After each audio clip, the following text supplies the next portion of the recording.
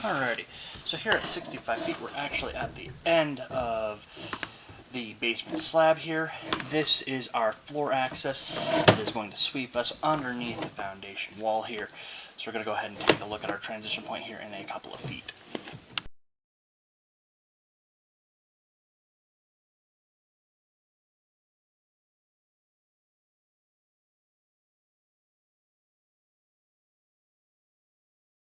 And right here at 74.5 feet, we do have our transition point.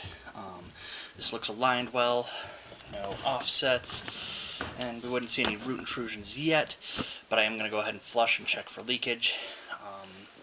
This being a PVC line, I would like to see it checked in 1 year and then 10 years after that. The 1 year warranty, just to make sure that no roots that could have grown in have found their way in. And then once again at the 10 year, just because out here in Colorado we do have bentonite, and that is going to cause things to move and settle over time. So you just want to check up around then, just to make sure and double check your line, make sure it hasn't moved too much.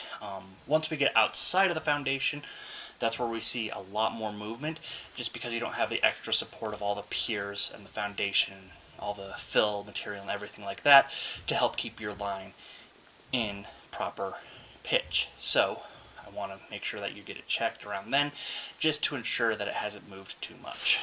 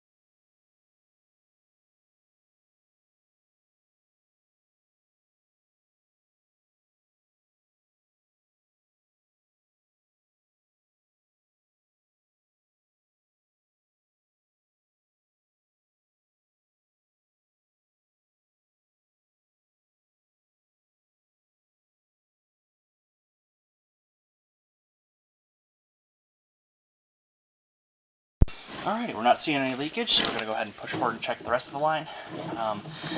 We do have these lovely dual sweep cleanouts. I was able to actually see them peeking through the snow today, but I did come inside because it was just so chilly, and also it's nice to check from the inside just to make sure that everything on these new constructions is done right. Sometimes, even when it is done right, some crews will, end up getting construction debris in the line. I've seen everything from drywall, screws, to copper wiring, to tools and other stuff put down the line. So it's always good to check out as much as you can before you buy, just to make sure that everything is good to go. Because again, unfortunately, it does depend on the crew you get.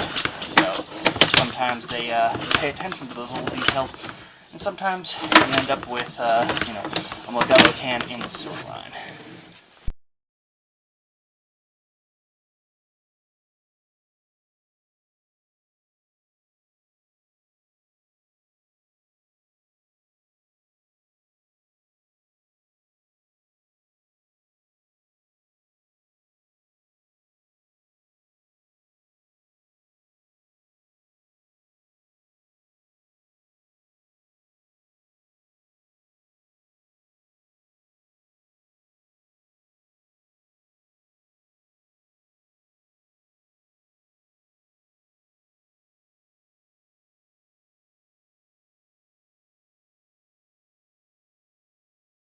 Alrighty, and at 132 feet, we do have our city tap connection. Line looks good overall.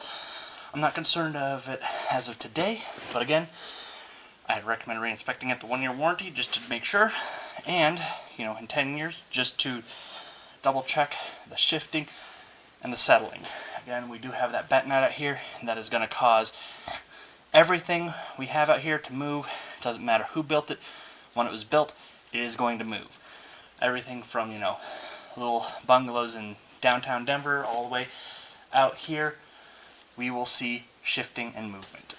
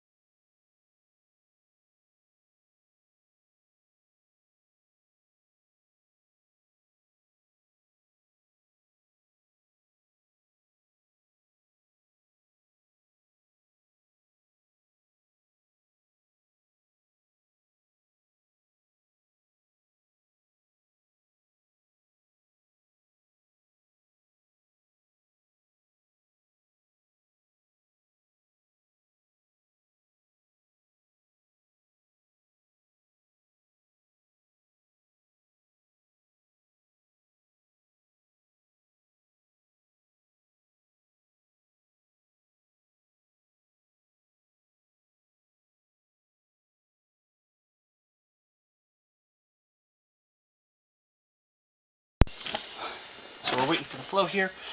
I'm going to talk about maintenance. Maintenance for this line is going to be pretty easy to do.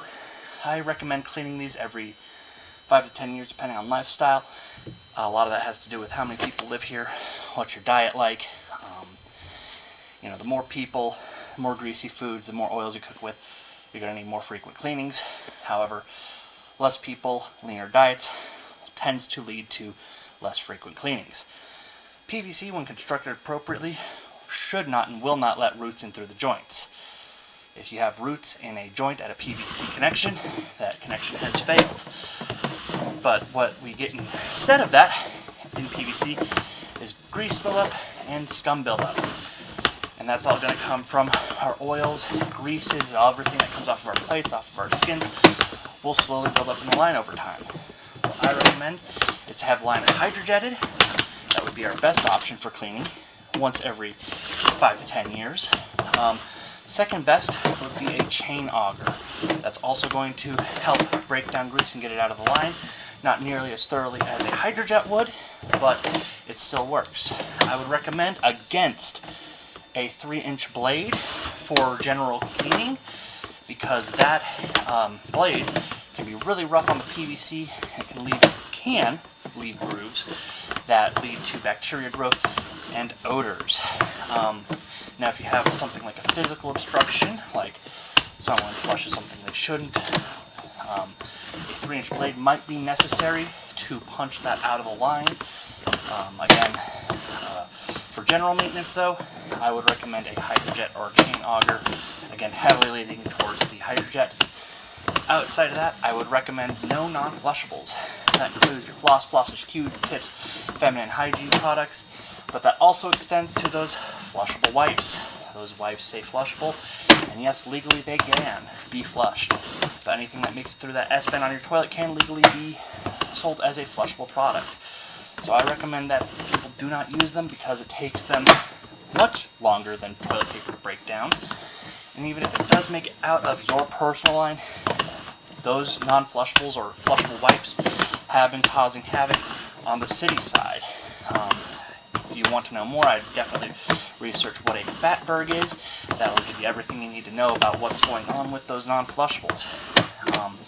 Outside of that, I'd recommend minimizing compostables down the garbage disposal to make sure that any heavier food debris that is more difficult to flush out is not put into the line, and that will help minimize odors and backups. Outside of that, it's really just be careful about what you flush, be a little more mindful about what you put down the line, and have it cleaned at least once a decade, just to make sure that any buildup that forms is pushed out to the main where it can be dealt with.